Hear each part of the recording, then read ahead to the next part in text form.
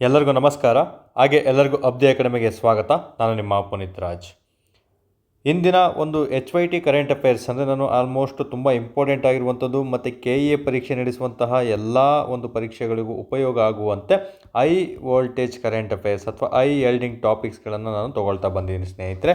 So ಬಹುಮುಖ್ಯವಾಗಿ 100% ಕೇಳುವಂತಹ current affairs. ಕಳೆದ ಬಾರಿ ಒಂದು ಯೋಜನೆಗಳ ಬಗ್ಗೆ ಹೇಳಿದ್ದೆ, ಹಲವಾರು ಪ್ರಶ್ನೆಗಳು ಇತ್ತೀಚಿನ ಎಕ್ಸಾಮ್ಗಳಲ್ಲಿ ಪ್ರಶ್ನೆಗಳು ಬರ್ತಿದೆ.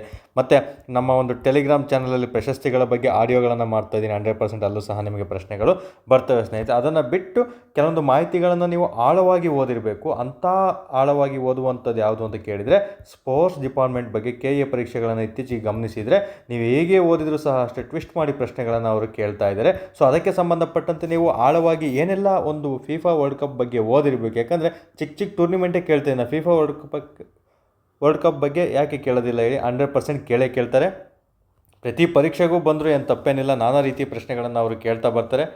ಪರೀಕ್ಷೆಗಳು ಎಲ್ಲ ಒಟ್ಟಿಗೆ ಹಿಂದೆ ಮುಂದೆ ಇರೋದ್ರಿಂದ ಒಂದೇ ಸಲ ಪೇಪರ್ ಸೆಟ್ ಮಾಡುವಂಥ ಸಾಧ್ಯತೆಗಳಿರ್ತವೆ, 3-4 ಪೇಪರು. ಹಾಗಾಗಿ FIFAದ ಬಗ್ಗೆ ಒಂದೊಂದು ಪೇಪರಲ್ಲಿ ಒಂದೊಂದು ಥರ ಪ್ರಶ್ನೆಗಳನ್ನು ಕೇಳುವಂಥ ಸಾಧ್ಯತೆಗಳು ತುಂಬಾ ಇದೆ. So FDA, SDA, PC, PSI, ಕ್ರೈಸ್ಟ್ ಡಿಪಾರ್ಟ್ಮೆಂಟ್ ಟೀಚರ್ ಪೋಸ್ಟಿಗಾಗಿರ್ಬೋದು ಅಥವಾ ಇತರೆ ಎಲ್ಲ KS ಹುದ್ದೆಗಳಿಗಾಗಿರ್ಬೋದು ಅನ್ವಯ ಆಗುವಂತೆ ಡೆಪ್ತ್ ನಾಲೆಡ್ಜನ್ನು ನಾನು ನಿಮಗೆ ಇಲ್ಲಿ ಕೊಡ್ತಾ ಬರ್ತೀನಿ ಸ್ನೇಹಿತರೆ. ಸೊ ಯಾರೆಲ್ಲ ನಮ್ಮ ಟೆಲಿಗ್ರಾಮ್ ಚಾನಲ್ಗೆ ಜಾಯ್ನ್ ಆಗಿಲ್ಲ, ಇದೇ ಯೂಟ್ಯೂಬಲ್ಲಿ ಈ ಕಮೆಂಟ್ ಬಾಕ್ಸಲ್ಲಿ ಲಿಂಕನ್ನು ಕೊಟ್ಟಿರ್ತೀನಿ, ಜಾಯ್ನ್ ಆಗ್ತಾ ಬನ್ನಿ. ಹೆಚ್ಚಿನ ಎನ್ಕ್ವೈರಿಗಾಗಿ ಈ ನಂಬರ್ಗೆ ನೀವು ಕಾಲ್ ಮಾಡ್ತಾ ಬರ್ಬೋದು. If in case Telegram channel link ಸಿಕ್ಕಿಲ್ಲ ಅಂದರೆ ಲಿಂಕ್ ಕಳಿಸಿ ಅಂತ ಮೆಸೇಜ್ ಹಾಕಿ ವಾಟ್ಸಪ್ಪಲ್ಲಿ. ಸೊ ಇಂದು ಈ FIFA ವರ್ಲ್ಡ್ ಕಪ್ಪಲ್ಲಿ ನಾವು ಏನೆಲ್ಲ ಮಾಹಿತಿಗಳನ್ನು ತಿಳ್ಕೊಬೇಕು. ಈಗ ಇದು FIFA 2026 ಸಂಪೂರ್ಣ ಮಾಹಿತಿ ಓದಲೇಬೇಕು. ಯಾಕಂದರೆ ಯಾರು ಗೆದ್ದಿದ್ದಾರೆ, ಯಾರು ರನ್ನರಪ್ಪು, 1st, 2nd, 3rd, 4th ಯಾರಿದ್ದಾರೆ, ಎಲ್ಲಿ ಹೋಸ್ಟ್ ಮಾಡಿದರು, ಯಾರೆಲ್ಲ ಹೋಸ್ಟ್ ಮಾಡಿದರು, ಯಾರೆಲ್ಲ ಅಧ್ಯಕ್ಷತೆ ವಹಿಸ್ಕೊಂಡಿದ್ರು, ಏನಾಗಿತ್ತು, ಪ್ರತಿಯೊಂದನ್ನು ನೀವಲ್ಲಿ ಓದಬೇಕಾಗ್ತದೆ. ಇಲ್ಲಿ FIFA ಮೂಲದ ಬಗ್ಗೆ ಸಂಪೂರ್ಣ ಮಾಹಿತಿ ತಿಳ್ಕೊಬೇಕು. ಯಾಕಂದರೆ ಇವಾಗಿಂದ FIFA ಓದಿದರೆ ಅಲ್ಲ, FIFA ಸ್ಟಾರ್ಟ್ ಆದಾಗಿಂದ ಏನೆಲ್ಲ ಒಳಗೊಂಡಿತ್ತು, ಯಾವೆಲ್ಲ ಕಂಟ್ರಿಗಳಿದ್ವು, ಎಷ್ಟೆಲ್ಲ ಸದಸ್ಯರಿದ್ದಾರೆ, ಮತ್ತು ಅವುಗಳ ಮಾಹಿತಿ ಯಾವಾಗಿಂದ ಶುರುವಾಯಿತು FIFA ವರ್ಲ್ಡ್ ಕಪ್, ಅದ್ರ ಬಗ್ಗೆ ತಿಳ್ಕೊಬೇಕಾಗುತ್ತೆ.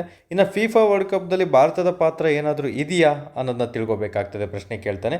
ಇನ್ನು FIFAದಲ್ಲಿರುವಂಥ ಪ್ರಮುಖ ಆಟಗಾರರ ಕೊಟ್ಬಿಟ್ಟು ಅವುಗಳ ದೇಶಗಳನ್ನು ನಿಮಗೆ ಪ್ರಶ್ನೆಗಳನ್ನು ಕೇಳ್ತಾ ಬರ್ತಾರೆ, ಓದಿರಬೇಕು. ನಂತರ ಭಾರತದ ಪ್ರಮುಖ ಫುಟ್ಬಾಲ್ ಟೂರ್ನಿಮೆಂಟ್ಗಳು, ಯಾಕಂದರೆ PC ಎಕ್ಸಾಮ್ಗಳಲ್ಲಿ ಪದೇ ಪದೇ ಪ್ರಶ್ನೆಗಳನ್ನು ಕೇಳ್ತೀವಿ. ಒಂದು ಟೂರ್ನಿ ಹೆಸರು ಕೊಟ್ಬಿಟ್ಟು ಈಗ ಸಂತೋಷ್ ಟ್ರೋಫಿ ಅಂತ ಕೊಡ್ಬೋದು, ದುರಂಧರ್ ಟ್ರೋಫಿ, ಇರಾನ್ ಟ್ರೋಫಿ ಅಂತ ಕೇಳ್ಬಿಟ್ಟು ಯಾವ ಟ್ರೋಫಿಗೆ ಸೇರಿದೆ ಅಂತ ಪ್ರಶ್ನೆಗಳನ್ನು ಸ್ಪೋರ್ಟ್ಸ್ ರಿಲೇಟೆಡ್ ಕೇಳ್ತಾ ಬರ್ತಾನೆ. ಅದಕ್ಕೆ ಸಂಬಂಧಪಟ್ಟಂತೆ ಫುಟ್ಬಾಲ್ ಟೂರ್ನಿಯಲ್ಲಿ ಯಾವೆಲ್ಲ ಪ್ರಮುಖ ಟ್ರೋಫಿಗಳಿದ್ದಾವೆ ಅಂತ ನೋಡ್ತಾ ಬರೋಣ.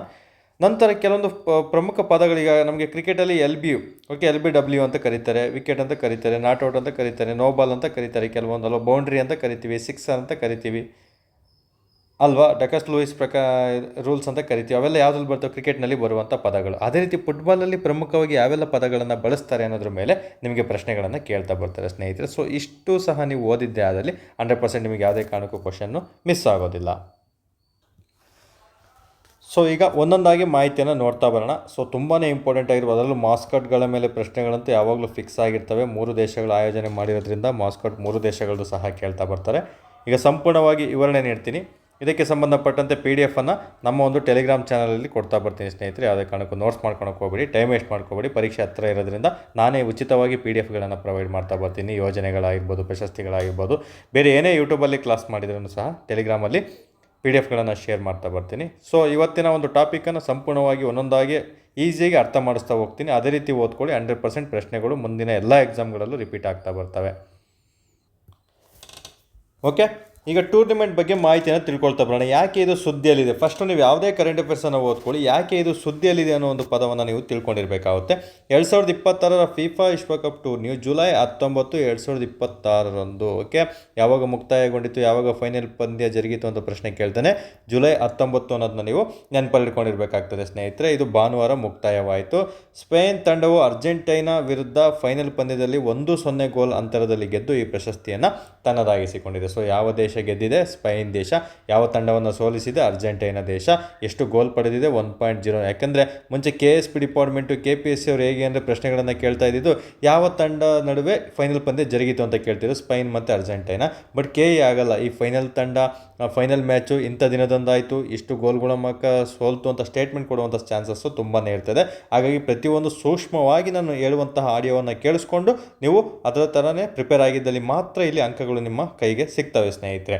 ಸೊ ಇಷ್ಟು ಸ್ಟೇಟ್ಮೆಂಟು ಇಂಪಾರ್ಟೆಂಟ್ ಆಗಿರ್ತವೆ. ಇದರಲ್ಲೇ 3 ಪ್ರಶ್ನೆಗಳನ್ನು ಅವ್ರು ಕೇಳ್ಬೋದು. ಡೇಟು, ಅವೆರಡು ಪ್ಲೇಸಸ್ಸು, ಅಥವಾ ಎರಡನೇ ಸ್ಥಾನ ಯಾವುದು, ಮೊದಲ ಸ್ಥಾನ ಯಾವುದು ಅಂತ. ಸೊ 1.0 ಗೋಲ್ ಅನ್ನೋದು ಇಲ್ಲಿ ಇಂಪಾರ್ಟೆಂಟ್ ಆಗಿರ್ತದೆ. ಹಾಗಾದರೆ ಈ ಒಂದು ಸುದ್ದಿಯಲ್ಲಿರೋದು ಇದಕ್ಕೋಸ್ಕರ, ಯಾಕಂದರೆ ಫೈನಲ್ ಪಂದ್ಯ ಜರುಗಿದೆ ಫಿಫಾ ವಿಶ್ವಕಪ್ಪು, ಅದಕ್ಕೆ ಸುದ್ದಿಯಲ್ಲಿದೆ. ಹಾಗಾದರೆ ಇದ್ರದ್ದು ಬೇಸಿಕ್ಕನ್ನು ನಾವು ಸ್ವಲ್ಪ ನೋಡ್ತಾ ಬರೋಣ. ಅಂದರೆ ಈ ವರ್ಷದ ಬೇಸಿಕ್ಕನ್ನು ನೋಡ್ತಾ ಬರೋಣ. ನಂತರ ಮೂಲ ಫಿಫಾ ವಿಶ್ವಕಪ್ ಬೇಸಿಕ್ಕನ್ನು ತಿಳಿಸ್ಕೊಡ್ತೀನಿ.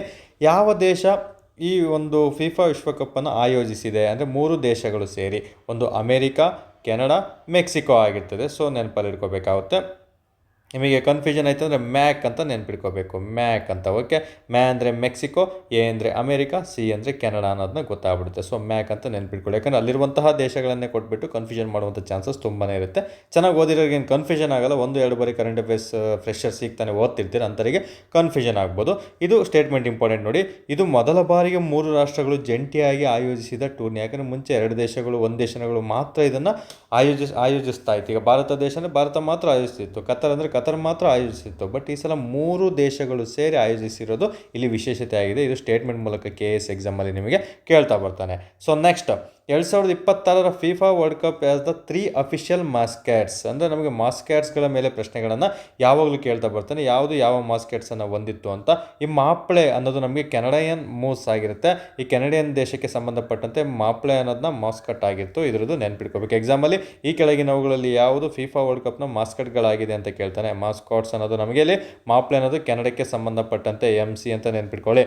ಸೊ ನೆಕ್ಸ್ಟ್ ಜಾಯು ಅಂತ ಬರ್ತಿದ್ದು ಮೆಕ್ಸಿಕನ್ಗೆ ಸಂಬಂಧಪಟ್ಟಂತೆ ZM ಅಂತ ನೆನ್ಪಿಟ್ಕೊಳ್ಳಿ, ಅಥವಾ MZ ಅಂತ ನೆನ್ಪಿಟ್ಕೊಳ್ಳಿ. ಸೊ ಮೆಕ್ಸಿಕನ್ ಜಾಗೋರ್ ಅಂತ ಕರೀತಾರೆ. ಕ್ಲಚ್ ಇದು ಅಮೆರಿಕ ದೇಶಕ್ಕೆ ಸಂಬಂಧಪಟ್ಟಿದ್ದು, AC ಅಂತ ನೆನ್ಪಿಟ್ಕೊಂಡ್ರೆ ಮುಗಿದೋಯ್ತು ಸ್ನೇಹಿತರೆ. 3 ಸಹ ಕಂಪಲ್ಸರಿ ನೀವು ಓದಿರಲೇಬೇಕು, ಎಕ್ಸಾಮಲ್ಲಿ ಕೇಳ್ತಾ ಬರ್ತಾನೆ. ನೆಕ್ಸ್ಟ್ ಇಷ್ಟು ಸಹ ನಮಗೆ ಕಂಪಲ್ಸರಿ ಓದಬೇಕಾಗಿರೋದು. ನೆಕ್ಸ್ಟ್ ಈಗ ಬೇಸಿಕ್ಸ್ ಥಿಂಗ್ಸ್ ನಿಮಗೆ ಏನು ಕೇಳ್ತಾನೆ ಇದರಲ್ಲಿ. ನಂತರ ಬೇಸಿಕ್ಸ್ ಆದಮೇಲೆ ಮತ್ತೆ ಟೂರ್ನಿಮೆಂಟಿಗೆ ಬರ್ತೀನಿ. ಮತ್ತೆ first, second, third, fourth place ಯಾರಿದ್ದಾರೆ, ಮತ್ತೆ ಅದ್ರ ಮೇಲೆ ಇನ್ನೂ ಯಾವ ರೀತಿ ಪ್ರಶ್ನೆಗಳನ್ನು ನಿಮಗೆ ಕೇಳ್ಬೋದು ಅಂತ ತಿಳಿಸ್ತೀನಿ.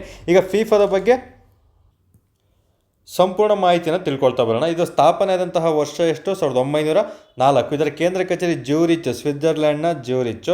ಇದರ ಅಧ್ಯಕ್ಷರು ಪ್ರೆಸಿಡೆಂಟ್ ಗಿಯಾನಿ ಇನ್ಫ್ಯಾಂಟಿನೋ ಅವರು ಇದ್ದಾರೆ. ಓಕೆ, ಗಿಯಾನಿ ಇನ್ಫ್ಯಾಂಟಿನೋ ಅವರು ಇದ್ದಾರೆ. ಕ್ರೀಡೆ ಎಷ್ಟು ವರ್ಷಕ್ಕೊಮ್ಮೆ ಜರುಗುತ್ತೆ? 4 ವರ್ಷಕ್ಕೊಮ್ಮೆ ಜರುಗುತ್ತೆ. ನಿಮಗೆ ಈ ವರ್ಷ ಕೇಳಿದ್ರು ಕೇಳ್ತಾನೆ, ಯಾಕಂದರೆ ಕನ್ಫ್ಯೂಷನ್ ಮಾಡಿಕೊಡಿ. ಕ್ರೀಡೆ ಎಷ್ಟು ವರ್ಷಕ್ಕೊಮ್ಮೆ ಫುಟ್ಬಾಲ್ ಜರುಗುತ್ತೆ?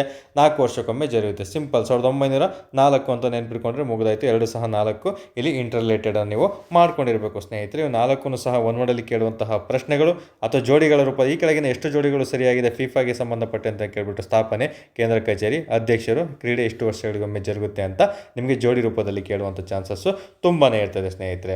ಹಾಗಾದರೆ ಇದು ಈ ವರ್ಷ ನಮಗೆ 3 ದೇಶಗಳು, ಮ್ಯಾಕ್ ದೇಶಗಳು ಅಂತ ಹೇಳಿದೆ ನಿಮಗೆ. ಓಕೆ, ಮೆಕ್ಸಿಕೋ, ಅಮೆರಿಕ, ಕೆನಡಾನ ಆರ್ಗನೈಸ್ ಮಾಡುತ್ತೆ. ಈ ವರ್ಷ 2026 ಕಂಪ್ಲೀಟ್ ಆಗಿದೆ ಅಂತ. ನೆಕ್ಸ್ಟ್ ಕೇಳುವಂಥ ಚಾನ್ಸಸ್ ತುಂಬಾನೇ ಇರ್ತದೆ. ಈಗ ಎಕ್ಸಾಮಲ್ಲಿ ಕೇಳ್ತಾನೆ 2022, 2026 ಪ್ರತಿ 4 ವರ್ಷಕ್ಕೊಮ್ಮೆ ಅಂತ ಹೇಳಿದೆ. 2030, 2034. ಸೊ ಈ ರೀತಿ ಆಪ್ಷನನ್ನು ಕೊಟ್ಬಿಟ್ಟು ಫಿಫಾ ವರ್ಲ್ಡ್ ಕಪ್ಗಳು ಎಲ್ಲಿ ಜರುಗಿದವು ಅಥವಾ ಮುಂದೆ ಎಲ್ಲಿ ಜರುಗುತ್ತವೆ ಅಂತ ಪ್ರಶ್ನೆ ಕೇಳ್ತಾನೆ. 2022 ಇದು ಕತಾರಲ್ಲಿ ಜರುಗಿರುತ್ತೆ. ಇನ್ನು 2026 ಈಗ ಆಲ್ರೆಡಿ ಹೇಳಿದಾಗೆ ಮ್ಯಾಕ್ನಲ್ಲಿ ಜರುಗುತ್ತೆ. ಅದೇ ರೀತಿ 2030ರಲ್ಲಿ ಮತ್ತೆ 3 ದೇಶಗಳು ಆಯೋಗ ಮಾಡಲಿದ್ದಾರೆ. ಮೊರಾಕೊ, ಪೋರ್ಚುಗಲ್ ಮತ್ತು ಸ್ಪೇನ್ ಆಗಿರ್ತದೆ. ಓಕೆ, ಇದು ನೆನ್ಪಿಡಿಬೇಕಂದ್ರೆ ಮಧ್ಯಪ್ರದೇಶ ಅನ್ನೋದೇನು ಒಂದು ಸ್ಟೇಟ್ ಅಲ್ವಾ. ಸೊ MPS ಅಂತ ನೆನ್ಪಿಟ್ಕೋಬೇಕು. ಮಧ್ಯಪ್ರದೇಶ ಸ್ಟೇಟ್. M ಅಂದರೆ ಮೊರಾಕೊ, P ಅಂದರೆ ಪೋರ್ಚುಗಲ್, S ಅಂದರೆ ಸ್ಪೈನ್ ಆಗಿರ್ತದೆ. MPS ಅಲ್ಲಿ ಜರುಗುವಂಥದ್ದು ಯಾವಾಗ? ನೆಕ್ಸ್ಟ್ ವರ್ಲ್ಡ್ ಕಪ್ ಸ್ನೇಹಿತರೆ, ನೆನ್ಪಿಟ್ಕೋಬೇಕಾಗ್ತದೆ.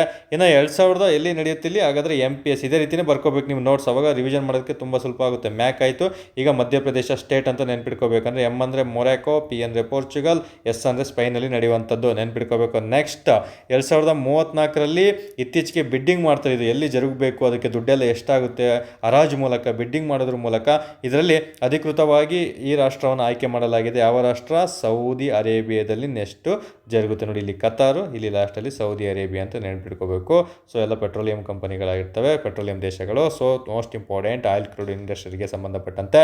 ಸೊ ನಮಗೆ ಇಲ್ಲಿ ಪ್ರಶ್ನೆಗಳನ್ನು ಕೇಳಿದರೆ ನೆಕ್ಸ್ಟ್ ಲೆವೆಲ್ ಜೋಡಿ ರೂಪದಲ್ಲಿ ಈ ಪ್ರಶ್ನೆ ನಿಮಗೆ ರಿಪೀಟ್ ಆಗ್ತಾ ಬರ್ತದೆ ಸ್ನೇಹಿತರೆ. ಲಾಸ್ಟ್ ವರ್ಲ್ಡ್ ಕಪ್ ಆಗಿದ್ದು 2022ರಲ್ಲಿ ಕತಾರ್ನಲ್ಲಿ ಅಂತ ನೆನ್ಪಿಟ್ಕೋಬೇಕು. ಆಗ ಅರ್ಜೆಂಟೈನಾ ಮೊದಲನೇ ಸ್ಥಾನ ಇತ್ತು, ಫ್ರಾನ್ಸ್ 2ನೇ ಸ್ಥಾನ ಪಡ್ಕೊಂಡ್ರೆ. ಇವೆರಡು ನಡುವೆ ಫೈನಲ್ ಜರುಗಿತ್ತು. ಅರ್ಜೆಂಟೈನಾ ವಿನ್ ಆಗಿತ್ತು ಸ್ನೇಹಿತರೆ. ಇದೊಂದು ಸ್ವಲ್ಪ ಕೇಳಿದ್ರೆ ಕೇಳ್ಬೋದು, ಯಾವುದಕ್ಕೂ ಇರಲಿ ಅಂತ ನಾನು ನಿಮಗೆ ಇಲ್ಲಿ ತಿಳಿಸ್ಕೊಡ್ತಾ ಬಂದಿದ್ದೀನಿ. ಸೊ ನಮಗೆ ಈಗ ವಿಶ್ವಸಂಸ್ಥೆ ಎಷ್ಟು ದೇಶಗಳಿದೆ? 193 ದೇಶಗಳು ಹೊಂದಿದೆ. ಅದೇ ಥರ ಬ್ರಿಕ್ಸು, ಬಿಮ್ಸ್ಟಿಕ್ಕು, ಸಾರ್ಕು ಎಲ್ಲೆಲ್ಲ ಎಷ್ಟೆಷ್ಟು ಸಂಘಟನೆಗಳಲ್ಲಿ ಯಾವ್ಯಾವ ದೇಶಗಳು ಒಳಗೊಂಡಿದೆ ಅಂತ ತಿಳ್ಕೊಂಡಿದ್ದೀರಾ. ಅದೇ ರೀತಿ ನಮಗೆ ಫಿಫಾ ಸಂಘಟನೆ ರಾಷ್ಟ್ರಗಳಲ್ಲಿ ಒಟ್ಟು 211 ರಾಷ್ಟ್ರಗಳಿದೆ. ಇದನ್ನು ಸಹ ಕೇಳುವಂಥ ಚಾನ್ಸಸ್ ಇರುತ್ತೆ, ನೆನಪಲ್ಲಿರಬೇಕು ಸ್ನೇಹಿತರೆ. ಸೊ ನೆಕ್ಸ್ಟ್ ಬರೋದು ನಮಗೆ ಫಸ್ಟ್ ಕಪ್ಪು. ಈಗ ನಮಗೆ ಫಿಫಾ ವರ್ಲ್ಡ್ ಕಪ್ ಏನು 2026 ತಿಳ್ಕೊಂಡ್ಬಿಟ್ವಿ. ಅದೇ ಥರ ಫಸ್ಟ್ ವರ್ಲ್ಡ್ ಕಪ್ಪು ಎಷ್ಟರಲ್ಲಿ ಜರುಗಿತು, ಎಲ್ಲಿ ಜರುಗಿತು ಅಂತೆಲ್ಲ ಪ್ರಶ್ನೆಗಳನ್ನು ನಿಮಗೆ ಕೇಳ್ತಾ ಬರ್ತಾನೆ. ಓಕೆ ನೋಡಿ, ನಮಗೆ ಫಿಫಾ ವಿಶ್ವಕಪ್ ಸ್ಥಾಪನೆ ಆಗಿದ್ದು 1904ರಲ್ಲಿ. ಅದಾದ ನಂತರ ಸ್ವಲ್ಪ ವರ್ಷಗಳನ್ನು ತೊಗೊಂಡು ಅದು ಮೊದಲ ವರ್ಲ್ಡ್ ಕಪ್ಪನ್ನು ಆಯೋಜಿಸಿತು 1930ರಲ್ಲಿ. ಎಲ್ಲಿ ಜರುಗಿತ್ತು ಅಂತ ಕೇಳ್ತಾನೆ, ಉರುಗ್ವೆ. ಓಕೆ, ಉರುಗ್ವೆ ದೇಶದಲ್ಲಿ ಜರುಗಿತ್ತು. ವಿನ್ ಆಗಿದ್ದು ಸಹ ಉರುಗ್ವೆ ದೇಶನೇ ಆಗಿರ್ತದೆ. ಮೋಸ್ಟ್ ಇಂಪಾರ್ಟೆಂಟು, ಕೇಳುವಂಥ ಚಾನ್ಸಸ್ಸು ತುಂಬಾ ಇರ್ತದೆ ಒಂದು ವರ್ಡಲ್ಲಿ. ಸೊ ನೋಡಿ, ಇಲ್ಲಿ ಉರುಗ್ವೆ ಅರ್ಜೆಂಟೈನಾದ ನಡುವೆ ಫೈನಲ್ ಪಂದ್ಯ ಜರುಗಿತ್ತು. ಅವಾಗ ಗೆದ್ದಿದ್ದು ಉರುಗ್ವೆ ದೇಶ. 1930ರಲ್ಲಿ ಮೊದಲ ಬಾರಿಗೆ ಫಿಫಾ ವರ್ಲ್ಡ್ ಕಪ್ ಶುರುವಾಗಿತ್ತು ಸ್ನೇಹಿತರೆ. ಸ್ಥಾಪನೆ ಆಗಿದ್ದು 1904ರಲ್ಲಿ, ನೆನ್ಪಿಟ್ಕೋಬೇಕಾಗ್ತದೆ. ಹಾಗಾದರೆ ಇದುವರೆಗೂ ಫಿಫಾ ವರ್ಲ್ಡ್ ಕಪ್ಪನ್ನು ಅತಿ ಹೆಚ್ಚು ಬಾರಿ ಜಯಿಸಿದವರು ಯಾರು? ಬ್ರೆಜಿಲ್. ಲಾಸ್ಟಲ್ಲಿ ಹೇಳ್ತೀನಿ, ಜಸ್ಟ್ ತಿಳಿಸ್ಕೊಡ್ತೀನಿ ಇಲ್ಲಿ. ಬ್ರೆಜಿಲ್ 5 ಬಾರಿ ವಿನ್ ಆಗಿದೆ, ಜರ್ಮನಿ 4 ಬಾರಿ ವಿನ್ ಆಗಿದೆ, ಇಟಲಿ 4 ಬಾರಿ, ಅರ್ಜೆಂಟೈನಾ 3 ಬಾರಿ, ಸ್ಪೈನ್, ಈ ಗೆದ್ದಿರುವಂತಹ ಸ್ಪೈನ್ 2 ಬಾರಿ ವಿನ್ ಆಗಿದೆ ಸ್ನೇಹಿತರೆ. ನೆನಪಿಟ್ಕೋಬೇಕು, ಮೋಸ್ಟ್ ಇಂಪಾರ್ಟೆಂಟ್, ಎಕ್ಸಾಮಲ್ಲಿ ಕೇಳುವಂಥ ಚಾನ್ಸಸ್ಸು ತುಂಬಾ ಇರ್ತದೆ. ಸೊ ಸ್ಪೈನ್ ಇಲ್ಲಿ ನೆನಪಿರಬೇಕು, 2010ರಲ್ಲಿ ಮೊದಲು ಗೆದ್ದಿರುತ್ತೆ. ತದನಂತರ ಈ ವರ್ಷ 2026ರಲ್ಲಿ ಗೆದ್ದಿದೆ. ಈ ವರ್ಷಗಳು ಸಹ ನಮಗೆ ಇಲ್ಲಿ ಇಂಪಾರ್ಟೆಂಟ್ ಆಗಿರ್ತವೆ ಸ್ನೇಹಿತರೆ. ಮೋಸ್ಟ್ ಇಂಪಾರ್ಟೆಂಟ್ ಪ್ರಶ್ನೆಗಳಾಗಿರ್ತವೆ ಇವೆಲ್ಲ. ಯಾವ ರೀತಿ ಬೇಕಾದ್ರೂ ಪ್ರಶ್ನೆ ಕೇಳ್ಬೋದು, ನೆನಪಿಟ್ಕೋಬೇಕು. ಇನ್ನು ಇಲ್ಲಿ ಭಾಗವಹಿಸಿದ ತಂಡಗಳು ಒಟ್ಟು 48 ತಂಡಗಳು ಈ ಟೂರ್ನಿಯಲ್ಲಿ ಭಾಗವಹಿಸಿದೆ. ಏನಕ್ಕೆ 42 ತಂಡಗಳು ಅಂತ ಮೆನ್ಷನ್ ಮಾಡಿದ, ಟೂರ್ನಿ ಇತಿಹಾಸದಲ್ಲಿ ಮೊದಲ ಬಾರಿಗೆ ಇಷ್ಟು ತಂಡಗಳು ಭಾಗವಹಿಸಿರೋದು, ಹಾಗಾಗಿ ಇಂಪಾರ್ಟೆಂಟು. ಒಟ್ಟು 104 ಪಂದ್ಯಗಳನ್ನು ಅವರು ಆಯ್ಕೆ ಮಾಡಿ. ನೋಡಿ, 4 ತುಂಬ ರಿಲೇಟೆಡ್ ಆಗುತ್ತೆ. 1904ರಲ್ಲಿ ಶುರುವಾಯಿತು, ಬಂತು 4 ವರ್ಷಗಳಿಗೊಮ್ಮೆ. ಒಟ್ಟು ಎಷ್ಟು ಪಂದ್ಯಗಳು ಈ ವರ್ಷ ಇದ್ರಂದರೆ 104 ಅನ್ನೋದನ್ನ ಆರಾಮಾಗಿ ನೆನ್ಪಿಟ್ಕೋಬೋದು, ಕನ್ಫ್ಯೂಷನ್ ಆಗಲ್ಲ ಸ್ನೇಹಿತರೆ. ಓಕೆ, ಉದ್ಘಾಟನಾ ಪಂದ್ಯದ ಅತಿಥಿಯ ನಗರ ಮೆಕ್ಸಿಕೋ ಸಿಟಿಯಲ್ಲಿ. ನಮಗೆ ಉದ್ಘಾಟನೆ ಅಂದರೆ 3 ದೇಶಗಳು ಆಯೋಜಿಸ್ತವೆ ಅಂತ ಹೇಳಿದ್ವಿ. ಅದರಲ್ಲಿ ಆಯೋಜಿಸಿದಂತಹ ದೇಶ ಫಸ್ಟ್ ಬರುತ್ತೆ ನೋಡಿ, ಮ್ಯಾಕ್ ಅಂತ ನೆನ್ಪಿಟ್ಕೊಂಡ್ರೆ ಮೆಕ್ಸಿಕೋ ಸಿಟಿಯಲ್ಲಿ ಜರುಗುತ್ತಾ ಬರ್ತದೆ ಸ್ನೇಹಿತರೆ. ಒಟ್ಟು 16 ನಗರಗಳಲ್ಲಿ ಈ ಒಂದು ಕ್ರೀಡೆಗಳನ್ನು, ಅಂದರೆ ಈ ಮ್ಯಾಕ್ ಅಂದರೆ ಕೇವಲ ಮೆಕ್ಸಿಕೋ, ಅಮೇರಿಕ, ಕೆನಡಾದಲ್ಲಿ ಮಾಡಿಲ್ಲ. ಅದರಲ್ಲಿ ಬರುವಂಥ ಚಿಕ್ಕ ಚಿಕ್ಕ, ಈಗ ಭಾರತ ಅಂದರೆ ಬೆಂಗಳೂರು, ಒರಿಸ್ಸಾ, ಮಧ್ಯ ಭೂಪಾಲು, ಡೆಲ್ಲಿ, ಮುಂಬೈಯಲ್ಲಿ ಅಲ್ಲಲ್ಲೇ ಪಂದ್ಯಗಳನ್ನು ನಡೆಸ್ತಾರಲ್ಲ, ಅದೇ ರೀತಿ ಈ 3 ದೇಶಗಳಲ್ಲಿ 16 ನಗರಗಳಲ್ಲಿ ಒಟ್ಟು ಪಂದ್ಯಗಳನ್ನು ಆಯೋಜಿಸಲಾಗಿತ್ತು. Most important. ಇನ್ನು ಇದು ಅಧ್ಯಕ್ಷತೆ ಬಗ್ಗೆ ಆಲ್ರೆಡಿ ಹೇಳಿದ್ದೀನಿ, ಮತ್ತೆ ರಿಪೀಟ್ ಆಗಿದೆ. ಸೊ ಇದು ಅಷ್ಟೇ ರಿಪೀಟ್ ಆಗಿದೆ, ಇದ್ರ ಬಗ್ಗೆ ಅಂತಲೇ ಕೆಡಿಸ್ಕೊಬೇಡಿ ಸ್ನೇಹಿತರೆ. ಸೊ ಇಲ್ಲಿ ಫಿಫಾ ಜ್ಯೂರಿಚ್ ಎಲ್ಲ 1904 ಅಂತ ಗೊತ್ತಾಗಿರ್ತದೆ. ಇಲ್ಲಿ ವಿಶ್ವಕಪ್ ಟ್ರೋಫಿ, ಫಿಫಾ ವಿಶ್ವಕಪ್ ಟ್ರೋಫಿ ಬಗ್ಗೆ ನಮಗೆ ಇನ್ನಿತರ ಮಾಹಿತಿಗಳನ್ನು ನೋಡ್ತಾ ಬರೋಣ. ಈಗ ನೆಕ್ಸ್ಟ್ ಲೆವೆಲ್ ಪ್ರಶ್ನೆಗಳನ್ನು ಕೇಳೋದು ಇಲ್ಲಿಂದ. ಓಕೆ, ಇಲ್ಲಿ ಟೂರ್ನಿಯ ಫಲಿತಾಂಶಗಳ ಬಗ್ಗೆ ಮಾಹಿತಿಗಳನ್ನು ಮತ್ತೆ ನಿಮಗೆ ತಿಳಿಸ್ಕೊಡ್ತಾ ಬರ್ತೀನಿ. ಬೇಸಿಕ್ ಅಂಶಗಳನ್ನು ತಿಳಿಸ್ಕೊಟ್ಟಾಯಿತು. ಇಲ್ಲಿ ಚಾಂಪಿಯನ್ ಯಾರು? ಸ್ಪೈನ್. ಫೈನಲ್ ಪಂದ್ಯದಲ್ಲಿ ಯಾರಿದ್ದು? ಅರ್ಜೆಂಟೈನಾ. ಯಾವ ದೇಶವನ್ನು ಸೋಲಿಸಿ ಸ್ಪೈನ್ ತನ್ನ ಕಪ್ಪನ್ನು ಮುಡಿಗಾಗಿಸಿಕೊಂಡಿದ್ದು ಅಂತ ಕೇಳ್ತಾನೆ. ಅರ್ಜೆಂಟೈನಾ ತಂಡ. ಎಷ್ಟು ಗೋಲ್ಗಳ ಮೂಲಕ ಅಂತ ಕೇಳ್ಬೋದು? 1-0. 1 ಸ್ಪೈನ್ ಗೆದ್ದಿದೆ, 0 ಗೋಲು ಅರ್ಜೆಂಟೈನಾ ಮಾಡಿದೆ ಸ್ನೇಹಿತರೆ. ಹಾಗಾಗಿ ಸ್ಪೈನ್ ವಿನ್ ಆಗಿದೆ. ಫೈನಲ್ ಮ್ಯಾಚ್ ಎಲ್ಲಿ ಜರುಗಿತು ಅಂತ ಪ್ರಶ್ನೆ ಕೇಳ್ತಾ ಬರ್ತಾನೆ. ಯುನೈಟೆಡ್ ಸ್ಟೇಟ್ಸ್ನ ನ್ಯೂ ಜೆರ್ಸಿಯ ಪೂರ್ವ ರುದರ್ಫೋರ್ಡ್ನಲ್ಲಿರುವಂತಹ ಮೆಟ್ ಲೈಫ್ ಕ್ರೀಡಾಂಗಣ. ಇದು ತಾತ್ಕಾಲಿಕವಾಗಿ ನ್ಯೂಯಾರ್ಕ್ನ ನ್ಯೂ ಜೆರ್ಸಿ ಕ್ರೀಡಾಂಗಣ ಎಂದು ಗೊತ್ತುಪಡಿಸಲಾಗಿದೆ. ಇದನ್ನು ಸಹ ಸ್ಟೇಟ್ಮೆಂಟ್ ವೈಸ್ ಪ್ರಶ್ನೆಗಳಿಗೆ ಇಂಪಾರ್ಟೆಂಟು. ರನ್ನರ್ ಆಫ್ ತಂಡ ಅರ್ಜೆಂಟೈನಾ. ತೃತೀಯ ಸ್ಥಾನ ಯಾವುದು? ಇಂಗ್ಲೆಂಡ್. ಮತ್ತು 4ನೇ ಸ್ಥಾನ ಫ್ರಾನ್ಸ್ ಆಗಿರ್ತದೆ ಸ್ನೇಹಿತರೆ. ಒಟ್ಟು 4 ತಂಡಗಳು ಸೆಮಿಫೈನಲ್ಗೆ. ಯಾಕಂದರೆ ಸ್ಪೋರ್ಟ್ಸು ಸ್ವಲ್ಪ ಜನಕ್ಕೆ ಗೊತ್ತಿರಲ್ಲ, ಹುಡುಗರಿಗೆ ಆಲ್ಮೋಸ್ಟ್ ಗೊತ್ತಿರ್ತಾರೆ. ಸ್ವಲ್ಪ ಜನ, ಒಂದು 80% ಮಹಿಳೆಯರು ಸಹ ಇತ್ತೀಚೆಗೆ ಸ್ಪೋರ್ಟ್ಸ್ಗಳಲ್ಲಿ ಆಕ್ಟಿವ್ ಆಗಿದ್ದಾರೆ. ಕ್ರಿಕೆಟ್ ನೋಡೋದಾಗಿರ್ಬೋದು, ಫುಟ್ಬಾಲ್ ನೋಡೋದಾಗಿರ್ಬೋದು. ಬಟ್ ಸ್ವಲ್ಪ ಜನಕ್ಕೆ ಗೊತ್ತಿರೋದಿಲ್ಲ. ಸೊ ಫೈನಲ್ಗಿಂತ ಮುಂಚೆ 4 ತಂಡಗಳು ಸೆಮಿಫೈನಲ್ ಆಡ್ತವೆ. ಅದರಲ್ಲಿ ಗೆದ್ದಂತಹ ತಂಡಗಳು ಫೈನಲ್ಗೆ 2 ತಂಡಗಳು ಹೋಗ್ತವೆ ಸ್ನೇಹಿತರೆ. ಸೊ ಅಂಥದ್ರಲ್ಲಿ ನಮಗೆ ಸೆಮಿಫೈನಲ್ ಅಂತ ಬಂದಾಗ ಯಾವೆಲ್ಲ 4 ತಂಡಗಳು ಇದ್ವು ಅಂತಲೂ ಸಹ ಪ್ರಶ್ನೆಯನ್ನು ಕೇಳ್ಬೋದು ನಿಮಗೆ. ಅರ್ಜೆಂಟೈನಾ, ಇಂಗ್ಲೆಂಡ್, ಫ್ರಾನ್ಸ್ ಮತ್ತು ಸ್ಪೈನ್ ಆಗಿರ್ತದೆ. ಸೊ ಇಲ್ಲಿ ಮೊದಲನೇ ಪ್ಲೇಸ್ ಯಾವುದಿದೆ ನಮಗೆ? ಸ್ಪೈನು. 2ನೇ ಪ್ಲೇಸ್ ಅರ್ಜೆಂಟೈನಾ. 3ನೇದು ಇಂಗ್ಲೆಂಡ್ ಮತ್ತು ಫ್ರಾನ್ಸ್. ಇವು 3ನೇ ಸ್ಥಾನಕ್ಕೋಸ್ಕರ ಸಹ ಇವರಿಗೊಂದು ಸ್ಪೋರ್ಟ್ಸ್ ಮಾಡಲಾಗಿತ್ತು. ಅದರಲ್ಲಿ ಇಂಗ್ಲೆಂಡ್ ತಂಡ ಗೆದ್ದಿರುತ್ತೆ 6-4 ಅಂತರದಿಂದ. ಅದನ್ನು ಸಹ ಇಂಪಾರ್ಟೆಂಟ್ ಆಗಿರ್ತದೆ. ಹಾಗಾದರೆ ಎಕ್ಸಾಂಪಲಿಗೆ ಸ್ಪೈನ್ ದೇಶ ಗೆಲ್ತು ಯಾವ ದೇಶದ ಮೇಲೆ? ಅರ್ಜೆಂಟೈನಾದ ಮೇಲೆ. ಅದೇ ರೀತಿ ಕೇಳ್ಬೋದು, ಸೆಮಿಫೈನಲಲ್ಲಿ ಈ ಕೆಳಗಿನ ಯಾವ ದೇಶವನ್ನು ಸೋಲಿಸಿ ಸ್ಪೈನ್ ಫೈನಲ್ಗೆ ಆಗಮಿಸುತ್ತೆ ಅಂತ ಪ್ರಶ್ನೆಯನ್ನು, ನೆಕ್ಸ್ಟ್ ಲೆವೆಲ್ ಪ್ರಶ್ನೆಗಳನ್ನು ಕೇಳ್ಬೋದು. ಅದು ಫ್ರಾನ್ಸ್ ದೇಶವನ್ನು ಸೋಲಿಸಿ ಸ್ಪೈನ್ ದೇಶಕ್ಕೆ ಅದು ಬಂದಿರ್ತದೆ ಸ್ನೇಹಿತರೆ. ಅದೇ ಥರ ಅರ್ಜೆಂಟೈನಾ ಯಾವ ದೇಶವನ್ನು ಸೋಲಿಸಿ ಅಲ್ಲಿಗೆ ಬಂತು ಅಂತ ಪ್ರಶ್ನೆ ಕೇಳ್ಬೋದು. ಇಂಗ್ಲೆಂಡ್ ದೇಶವನ್ನು ಅನ್ನೋದನ್ನ ನೆನ್ಪಿಟ್ಕೊಂಡಿರಬೇಕಾಗ್ತದೆ. ಸೊ ಇಲ್ಲಿ ಇತರ ಪ್ರಶಸ್ತಿಗಳನ್ನು ಇಲ್ಲಿ ನೀಡಲಾಗಿದೆ. ಆ ಪ್ರಶಸ್ತಿಗಳ ಮೇಲೆ ಪ್ರಶ್ನೆಗಳನ್ನು ಕೇಳ್ತಾನೆ. ಟೂರ್ನಿಯಲ್ಲಿ ಅತಿ ಹೆಚ್ಚು ಗೋಲು, ಈ ಪಂದ್ಯದಲ್ಲಿ ಟೂರ್ನಿಯಲ್ಲಿ ಅತಿ ಹೆಚ್ಚು ಗೋಲನ್ನು ಪಡೆದುಕೊಂಡವರಿಗೆ ಗೋಲ್ಡನ್ ಬೂಟ್ ಪ್ರಶಸ್ತಿ ಅಂತ ನೀಡ್ತಾ ಬರ್ತಾರೆ. ಅದು ಯಾರಿಗೆ ಸಿಕ್ಕಿದೆ ಅಂದರೆ ಕಿಲಿಯನ್ ಎಂಬಪ್ಪೆ. ಓಕೆ, ಕಿಲಿಯನ್ ಎಂಬಪ್ಪೆ ಅವರಿಗೆ ಈ ಪ್ರಶಸ್ತಿಯನ್ನು ನೀಡಲಾಗಿದೆ. ಒಟ್ಟು 10 ಗೋಲುಗಳನ್ನು ಅವರು ಮಾಡಿದ್ದಾರೆ ಸ್ನೇಹಿತರೆ. ಹೇಗೆ ಕ್ರಿಕೆಟಲ್ಲಿ ಸರಣಿ ಶ್ರೇಷ್ಠ, ಅತಿ ಹೆಚ್ಚು ಎಲ್ಲ ಕ್ರಿಕೆಟ್ಗೆ ಫಾರ್ ಎಕ್ಸಾಂಪಲ್ ವೈಭವ್ ಸೂರ್ಯವಂಶಿಗೆಲ್ಲ ಹಲವಾರು ಕಪ್ಗಳು ಬಂದು ಮೊನ್ನೆ ಕ್ರಿಕೆಟಲ್ಲಿ ಅಷ್ಟು ಪಂದ್ಯಗಳನ್ನು ಆಡಿದ್ದಕ್ಕಾಗಿ, ಅತಿ ಹೆಚ್ಚು ರನ್ ಗಳಿಸಿದ್ದಕ್ಕಾಗಿ. ಈ ರೀತಿಯೇ ನಮಗೆ ಅತಿ ಹೆಚ್ಚು ಗೋಲ್ಗಳನ್ನು ಗಳಿಸಿದವರು ಯಾರು? ಕಿಲಿಯನ್ ಎಂಬಪ್ಪೆ ಅವರು, ನೆನ್ಪಿಟ್ಕೋಬೇಕು. ಇನ್ನು ಗೋಲ್ಡನ್ ಬಾಲ್, ಅತ್ಯುತ್ತಮ ಆಟಗಾರರ ಪ್ರಶಸ್ತಿ ರೋಡ್ರಿ ಅವರಿಗೆ ಸಿಕ್ಕಿದೆ. ಗೋಲ್ಡನ್ ಬಾಲ್ ಅತ್ಯುತ್ತಮ ಆಟಗಾರರ ಪ್ರಶಸ್ತಿ ರೋಡ್ರಿ ಅವರಿಗೆ, ಸ್ಪೇನ್ ದೇಶದ ಆಟಗಾರ. ಇನ್ನು ಗೋಲ್ಡನ್ ಗ್ಲೌಸ್ ಪ್ರಶಸ್ತಿ ಅಂದರೆ ಅತ್ಯುತ್ತಮ ಗೋಲ್ ಕೀಪರ್ ಇರ್ತಾರಲ್ಲ ಅವರಿಗೆ, ಕ್ರಿಕೆಟಲ್ಲಿ ಹೇಗೆ ವಿಕೆಟ್ ಕೀಪರ್ ಇರ್ತಾರೆ, ಗೋಲಲ್ಲಿ ಈ ಫುಟ್ಬಾಲಲ್ಲಿ ಗೋಲ್ ಕೀಪರ್, ಹಾಕಿ ಮತ್ತು ಫುಟ್ಬಾಲಲ್ಲಿ ಗೋಲ್ ಕೀಪರ್ ಅಂತ ಇರ್ತಾರೆ. ಉನಾಯ್ ಸೈಮನ್ ಅವರಿಗೆ ನೀಡಲಾಗಿದೆ. ಇವನು ಅಷ್ಟೇ ಸ್ಪೇನ್ ದೇಶದವರು. ಅತ್ಯುತ್ತಮ ಯುವ ಆಟಗಾರ, ಯಂಗ್ ಆಟಗಾರ ಯಾರು ಅನ್ನೋದನ್ನು ಸಹ ಪ್ರಶ್ನೆ ಕೇಳ್ತಾನೆ. ಪೌಲ್ ಕುಬರ್ಸಿ ಅವರು, ಇವರು ಸಹ ಸ್ಪೇನ್ ದೇಶಕ್ಕೆ ಸಂಬಂಧಪಟ್ಟಂತೆ 17 ವರ್ಷದ ಹುಡುಗ ಆಗಿರ್ತಾನೆ ಸ್ನೇಹಿತರೆ. ಈತ ನೆನಪಲ್ಲಿಟ್ಕೋಬೇಕು. ಇವೆಲ್ಲನೂ ಸಹ ಎಕ್ಸಾಮಲ್ಲಿ ಯಾವ ರೀತಿ ಬೇಕಾದರೂ ಪ್ರಶ್ನೆ ಕೇಳ್ಬೋದು, ನೀವು ಕಂಪಲ್ಸರಿ ಓದಿರಲೇಬೇಕಾಗುತ್ತದೆ. ಇಲ್ಲಿ ಬಂದಿರುವಂತಹ ದಾಖಲೆಗಳು, ಈ ವಿಶ್ವಕಪ್ ಏನೆಲ್ಲ ದಾಖಲೆ ಮಾಡಿದೆ ಅಂತ ಪ್ರಶ್ನೆಯನ್ನು ಕೇಳ್ಬೋದು. ಇದುವರೆಗೂ ಅತಿ ಹೆಚ್ಚು ಜನ ಪ್ರೇಕ್ಷಕರು ಈ ವಿಶ್ವಕಪ್ ನೋಡಿದ್ದಾರೆ ಪಂದ್ಯಗಳನ್ನು. ಅದರಲ್ಲಿ ಅತಿ ಹೆಚ್ಚು ಜನ ಭಾಗವಹಿಸಿದ್ದು ಈ ಒಂದು ವಿಶ್ವಕಪ್ಪಿಗೆ. ಅಫ್ಕೋರ್ಸ್ ಪ್ರತಿ ವರ್ಷ ಹಂತವಾಗಿ ಜನಸಂಖ್ಯೆ ಜಾಸ್ತಿ ಆಗಿರುತ್ತೆ, ಕ್ರೇಜ್ನೆಸ್ ಜಾಸ್ತಿ ಆಗಿರುತ್ತೆ. ಇಂಥ ಸ್ಟೇಟ್ಮೆಂಟ್ ಪಾಸಿಟಿವ್ ಇದ್ದಾಗ ಅದನ್ನು ರೈಟ್ ಆಗಿಬಿಡ್ಬೇಕು ಸ್ನೇಹಿತರೆ. ಎಷ್ಟೋ ಜನ ಅಲ್ಲಿ ಬಂದು ಆ ಒಂದು ಮ್ಯಾಚ್ಗಳನ್ನು ನೋಡಿದ್ದಾರೆ, ನೆನಪಿಟ್ಕೋಬೇಕಾಗ್ತದೆ. ಅತಿ ಹೆಚ್ಚು ವಿಶ್ವಕಪ್ ಗೋಲುಗಳು ಅಂದರೆ ನಮಗೆ ವೃತ್ತಿ ಜೀವನದಲ್ಲಿ ಕಿಲಿಯನ್ ಎಂಬಾಪೆ 22 ಗೋಲ್ಗಳನ್ನು ಮಾಡಿದ್ದಾರೆ. ಅವರು 2026 ಟೂರ್ನಿಯಲ್ಲಿ 10 ಗೋಲ್ಗಳನ್ನು ಗಳಿಸಿದ್ದಾರೆ. ಅಂದರೆ ವೃತ್ತಿ ಜೀವನದಲ್ಲಿ ಇದುವರೆಗೂ ಆಗಿರೋದ್ರಲ್ಲಿ, ಈಗ ಹೆಂಗೆ ಸಚಿನ್ ತೆಂಡೂಲ್ಕರ್ ಹೈಯೆಸ್ಟ್ ಸ್ಕೋರ್, ವಿರಾಟ್ ಕೊಹ್ಲಿ ಇದುವರೆಗೂ ಹೈಯೆಸ್ಟ್ ಸ್ಕೋರ್ ಮಾಡಿದ್ದಾರೆ, ರಿಕಿ ಪಾಂಟಿಂಗ್ ಹೈಯೆಸ್ಟ್ ಸ್ಕೋರ್ ಮಾಡಿದ್ದಾರೆ ಅಂತ ಹೇಗೆ ಕ್ರಿಕೆಟಲ್ಲಿ ಹೇಳ್ತಾರೋ, ಅದೇ ರೀತಿ ವಿಶ್ವಕಪ್ಗಳಲ್ಲಿ ಫಿಫಾದಲ್ಲಿ ಅತಿ ಹೆಚ್ಚು ಗೋಲ್ಗಳನ್ನು ಕಿಲಿಯನ್ ಎಂಬಾಪೆ ಅವರು ಮಾಡಿದ್ದಾರೆ, 22 ಗೋಲ್ಗಳನ್ನು ನೆನಪಿಟ್ಕೋಬೇಕಾಗ್ತದೆ. ಇನ್ನು ಇಲ್ಲಿ ಹೊಸದಾಗಿ ಹಲವಾರು ದೇಶಗಳು ಭಾಗವಹಿಸಿದ್ವು. ಅವು ಕೇಪ್ ವರ್ಡೆ, ಕುರುಕಾವೋ, ಜೋರ್ಡಾನೋ, ಉಜ್ಬೇಕಿಸ್ತಾನ್, ಕತಾರ್ ಕೂಡ ಮೊದಲ ಬಾರಿಗೆ ಅರ್ಹತಾ ಸುತ್ತಿನ ಮೂಲಕ ಇವೆಲ್ಲ ಪ್ರವೇಶವನ್ನು ಮಾಡಿರ್ತಾರೆ ಸ್ನೇಹಿತರೆ. ವಿಶ್ವಕಪ್ ಗೆದ್ದಿರುವಂತಹ 8 ರಾಷ್ಟ್ರಗಳು ಯಾವ್ಯಾವು ಅಂತ ಅನ್ನೋ ಪ್ರಶ್ನೆಯನ್ನು ಕೇಳ್ಬೋದು. ಈ ಕೆಳಗಿನ ಯಾವ ದೇಶಗಳು ಅತಿ ಹೆಚ್ಚು ವಿಶ್ವಕಪ್ಗಳನ್ನು ಗೆದ್ದಿದೆ, ಅಥವಾ ಮ್ಯಾಚ್ ದಿ ಫಾಲೋಯಿಂಗಲ್ಲಿ ಯಾವ್ಯಾವು ಎಷ್ಟೆಷ್ಟು ಗೆದ್ದಿದೆ ಅಂತ ಪ್ರಶ್ನೆ ಕೇಳ್ಬೋದು. ಬ್ರೆಜಿಲ್ ಮೊದಲನೇ ಸ್ಥಾನ, ಜರ್ಮನಿ 2ನೇ ಸ್ಥಾನ, ಇಟಲಿ ಮತ್ತು ಜರ್ಮನಿ 2 4 4 2ನೇ ಸ್ಥಾನ, ಇನ್ನು ಅರ್ಜೆಂಟೈನಾ 3ನೇ ಸ್ಥಾನದಲ್ಲಿದೆ. ಇನ್ನು ಫ್ರಾನ್ಸ್ ಆಗಿರ್ಬೋದು, ಉರುಗ್ವೆ ಆಗಿರ್ಬೋದು, ಸ್ಪೇನ್ ಎಲ್ಲ 2 ಪ್ರಶಸ್ತಿಗಳನ್ನು ಪಡ್ಕೊಂಡಿದೆ. ಇಂಗ್ಲೆಂಡ್ ಕೇವಲ 1 ಬಾರಿ ಪ್ರಶಸ್ತಿಯನ್ನು ಪಡೆದುಕೊಂಡಿದೆ ಸ್ನೇಹಿತರೆ, ನೆನಪಿಟ್ಕೊಂಡಿರಬೇಕಾಗ್ತದೆ. ಸೊ ಇತರೆ ಏನು, ಭಾರತವು ಫಿಫಾ ಒಂದು ವರ್ಲ್ಡ್ ಕಪ್ನ ಸದಸ್ಯ ಆಗಿದೆಯಾ ಇಲ್ಲ ಅಂತ ಪ್ರಶ್ನೆ ಕೇಳ್ತೇನೆ. ಭಾರತದ ಪಾತ್ರ ಏನಿದೆ, ಹಾಗಾದರೆ ಭಾರತ ಗೆದ್ದಿಲ್ವಾ ಸೋತಿಲ್ವಾ ಅಂತ ಪ್ರಶ್ನೆ ಎಲ್ರಿಗೂ ಡೌಟ್ ಇರುತ್ತೆ. ಕ್ರಿಕೆಟಲ್ಲಿ ಭಾರತ ತುಂಬ ಫೇಮಸ್, ಅದೇ ಥರ ಹಾಕಿಯಲ್ಲೂ ಫೇಮಸ್ ಇದೆ, ಬಟ್ ಫುಟ್ಬಾಲಲ್ಲಿ ಸ್ವಲ್ಪ ಕಡಿಮೆ ಇದೆ ಸ್ನೇಹಿತರೆ. ಬಟ್ ಇದು ಸದಸ್ಯ ರಾಷ್ಟ್ರವಾಗಿದೆ. ಅಫ್ಕೋರ್ಸ್ ಭಾರತಕ್ಕೆ 1950 ಫಿಫಾ ವಿಶ್ವಕಪ್ಪಿಗೆ ಒಂದು ಅರ್ಹತವನ್ನು ಪಡೆದಿತ್ತು, ಆದರೂ ಸಹ ಅಲ್ಲಿ ಭಾಗವಹಿಸಿಲ್ಲ. ಮೊದಲ ಬಾರಿಗೆ ಅರ್ಹತೆ ಪಡೆದಿದ್ದು 1950ರಲ್ಲಿ, ನೆನಪಲ್ಲಿಟ್ಕೋಬೇಕಾಗ್ತದೆ. ಭಾರತವು 2022ರಲ್ಲಿ ಫಿಫಾ ಅಂಡರ್-17 ವರ್ಲ್ಡ್ ಕಪ್ಪನ್ನು ಆಯೋಜನೆ ಮಾಡಿತ್ತು. ಹೇಗೆ ಕ್ರಿಕೆಟಲ್ಲಿ ಅಂಡರ್-18 ಆಗಿರ್ಬೋದು, ಅಂಡರ್-19 ಅಂತ ಏನೆಲ್ಲ ಕರಿತಿರ್ತಾರೆ ಸ್ನೇಹಿತರೆ. ಸೊ 17 ವರ್ಷ ಕಡಿಮೆ ಇರುವಂತಹ ವ್ಯಕ್ತಿಗಳ ಅಥವಾ ಸ್ಪೋರ್ಟ್ಸ್ ಪರ್ಸನ್ಗಳ world cup, women's world cup ಆಗಿತ್ತು. ಎಲ್ಲಿ ಭಾರತ ಅದು ಆಯೋಜನೆಯನ್ನು ಮಾಡಿತ್ತು. ಅಲ್ಲಿ ಸ್ಪೇನ್ ಮತ್ತು ಕೊಲಂಬಿಯಾದ ನಡುವೆ ಫೈನಲ್ ಪಂದ್ಯ ಜರುಗಿತ್ತು. ಅಲ್ಲಿ ಸ್ಪೇನ್ ಗೆದ್ದಿತ್ತು ಸ್ನೇಹಿತರೆ, ನೆನಪಲ್ಲಿರಬೇಕಾಗ್ತದೆ. ನೆಕ್ಸ್ಟ್ ಭಾರತದಲ್ಲಿ ಕಂಡುಬರುವಂತಹ ಟ್ರೋಫಿಗಳ ಮೇಲೆ ಪ್ರಶ್ನೆಗಳನ್ನು ನಿಮಗೆ ಕೇಳಲಾಗ್ತದೆ. ತುಂಬಾ ಇಂಪಾರ್ಟೆಂಟ್ ಆಗಿರೋದು. ಇಲ್ಲಿ ಯಾವೆಲ್ಲ ಟ್ರೋಫಿಗಳು ಇದಾವೆ ನೋಡಿ, ಇವೆಲ್ಲ ಮೆನ್ಷನ್ ಮಾಡಿದ್ಮೇಲೆ ಇವೆಲ್ಲ ಟ್ರೋಫಿಗಳನ್ನು ಓದ್ಕೊಳ್ಳಿ.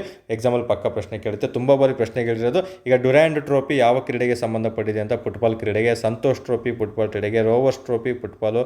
ಆಗಾ ಖಾನ್ ಗೋಲ್ಡ್ ಕಪ್ ನೋಡಿ, ಆಗಾ ಖಾನ್ ಅಂತ ಕೇಳಿದರೆ hockey, but Aga Khan gold cup ಅಂತ ಕೇಳಿದರೆ ಅದು ಫುಟ್ಬಾಲ್ಗೆ ಸಂಬಂಧಪಟ್ಟಂತೆ. BC ರಾಯ್ ಪ್ರಶಸ್ತಿ ಆಗಿರ್ಬೋದು, ಮತ್ತು ಕಳಿಂಗ ಪ್ರಶಸ್ತಿ ಆಗಿರ್ಬೋದು, ಸಂಜಯ್ ಗಾಂಧಿ ವಿಠಲ್ ಟ್ರೋಫಿ ಮತ್ತು ಬಂಡೋದಕರ್ ಇವೆಲ್ಲವೂ ಸಹ ಫುಟ್ಬಾಲ್ ಟ್ರೋಫಿಗೆ ಸಂಬಂಧಪಟ್ಟಂತಹ ಪ್ರಮುಖ ಟ್ರೋಫಿಗಳಾಗಿರ್ತವೆ, ನೆನಪಲ್ಲಿರಬೇಕು. ಓಕೆ, ನೆಕ್ಸ್ಟ್ ಯಾವ ರೀತಿ ಇದ್ರ ಮೇಲೆ ಪ್ರಶ್ನೆಗಳನ್ನು, ಇನ್ನೂ ನೆಕ್ಸ್ಟ್ ಲೆವೆಲ್ ಪ್ರಶ್ನೆಗಳನ್ನು ಯಾವ ರೀತಿ ಕೇಳ್ಬೋದು ನಿಮಗೆ ಇಲ್ಲಿ ಅಂತ ತಿಳಿಸ್ಕೊಡ್ತಾ ಬರ್ತೀನಿ. ಇಲ್ಲಿ ಪ್ರಸಿದ್ಧ ಆಟಗಾರರ ಮೇಲೆ ಕೊಟ್ಬಿಟ್ಟು ಅಲ್ಲಿ ಮ್ಯಾಚ್ ದಿ ಫಾಲೋಯಿಂಗಲ್ಲಿ ಯಾವ ದೇಶಕ್ಕೆ ಅವರು ಸಂಬಂಧಪಟ್ಟಿದ್ರು ಅಂತ ಪ್ರಶ್ನೆಯನ್ನು ಕೇಳ್ತಾ ಬರ್ತಾರೆ. ಒಟ್ಟು ಫುಟ್ಬಾಲಲ್ಲಿ ಎಷ್ಟು ಜನ ಆಟ ಆಡ್ತಾರೆ, ಈಗ ಕ್ರಿಕೆಟಲ್ಲಿ ಹೇಗೆ 11 ಜನ ಕ್ರೀಡೆಯನ್ನು ಆಡ್ತಾ ಬರ್ತಾರೆ.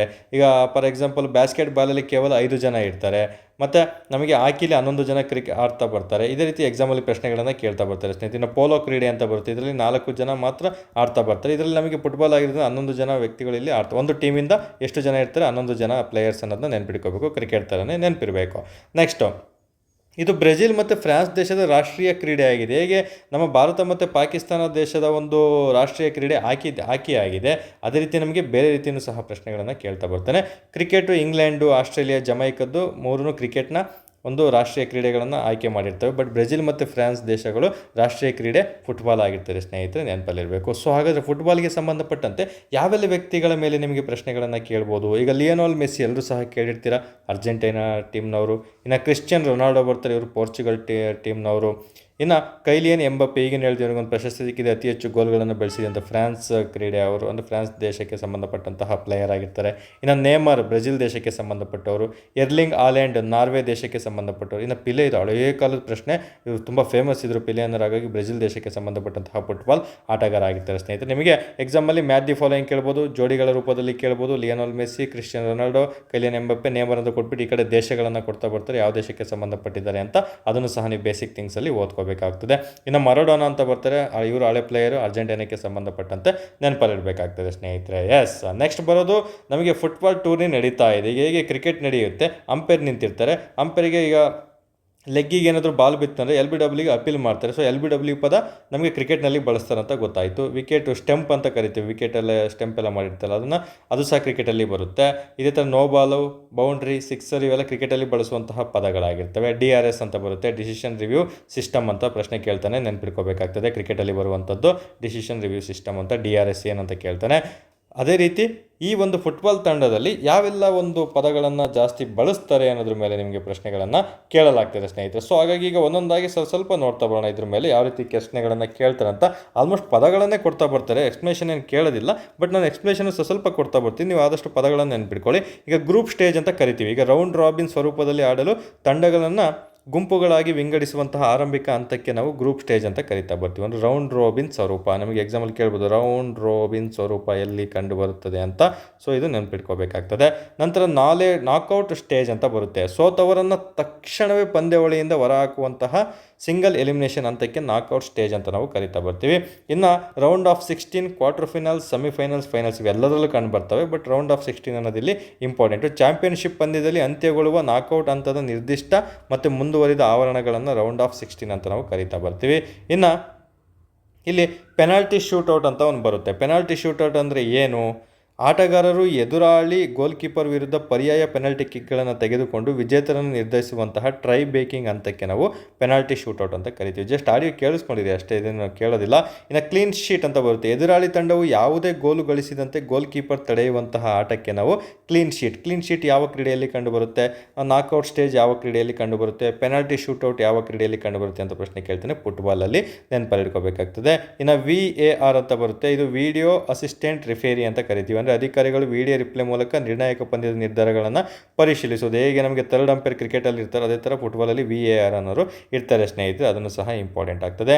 ಇನ್ನು ಫೌಲ್ ಅಂದರೆ ಎಲ್ಲರೂ ಸಹ ಗೊತ್ತಿರುತ್ತೆ, ರಿಫೇರಿ ನಿರ್ಧರಿಸಿದ ಆಟಗಾರನಿಂದ ಅನ್ಯಾಯದ ಕೃತ್ಯ ಎದುರಾಳಿ ತಂಡಕ್ಕೆ ಫ್ರೀ ಕಿಕ್ ಅಥವಾ ಪೆನಾಲ್ಟಿಗೆ ಕಾರಣವಾಗುವಂಥ ಪದಕ್ಕೆ ಫೌಲ್ ಅಂತ ಕರಿತೀವಿ. ಇನ್ನು ಯೆಲ್ಲೋ ಮತ್ತು ರೆಡ್ ಕಾರ್ಡ್ ಅಂತ ಬರುತ್ತೆ, ಇದು ಸಹ ಕೇಳ್ಬೋದು. ಹಳದಿ ಕಾರ್ಡ್ ಅಂದರೆ ಯೆಲ್ಲೋ ಕಾರ್ಡ್ ಫೌಲ್ಗೆ ಔಪಚಾರಿಕ ಎಚ್ಚರಿಕೆಯಿಂದ ಕಾರ್ಯನಿರ್ವಹಿಸ್ತಾ ಬರ್ತದೆ. ಇನ್ನು 2 ಹಳದಿ ಕಾರ್ಡ್ಗಳು ಕೆಂಪು ಕಾರ್ಡ್ಗೆ ಕಾರಣವಾಗ್ತಾ ಬರ್ತದೆ. ಇದು ಆಟಗಾರರನ್ನು ಆಟದಿಂದ ಹೊರ ಹಾಕ್ತಾ ಬರ್ತದೆ ಸ್ನೇಹಿತರೆ. ಆಟಗಾರರನ್ನು ಆಟದಿಂದ ಹೊರ ಹಾಕುವಂತಹ ಪದಗಳು ಯಾವುದಂತ ಕೇಳ್ತಾನೆ, ಯೆಲ್ಲೋ ಕಾರ್ಡ್ ಮತ್ತು ರೆಡ್ ಕಾರ್ಡು. ಅದರಲ್ಲಿ ಹಳದಿ ಕಾರ್ಡ್ ಫೌಲ್ಗೆ ಔಪಚಾರಿಕ ಎಚ್ಚರಿಕೆಯನ್ನು ಕಾರ್ಯನಿರ್ವಹಿಸ್ತಾ ಬರ್ತದೆ ಸ್ನೇಹಿತರೆ.